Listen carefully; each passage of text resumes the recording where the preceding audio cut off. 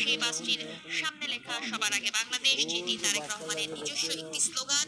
তিনি শুরু করেছিলেন দলের পক্ষ থেকে সেই স্লোগানটি সামনে লেখা বাসটি, এবং বাসটি আসলে আমরা দেখেছি লাল এবং সবুজের একটি রং আসলে সেই বাসটিতে। মূলত এই বাসটিতে শুধু তারেক রহমান নয়, তারেক রহমানের সঙ্গে রয়েছেন তার নেতাকর্মীরা, এবং নেতাকর্মীদের সঙ্গে নিয়ে বাসটিতে করে আসলে এগিয়ে চলেছেন তারেক রহমান।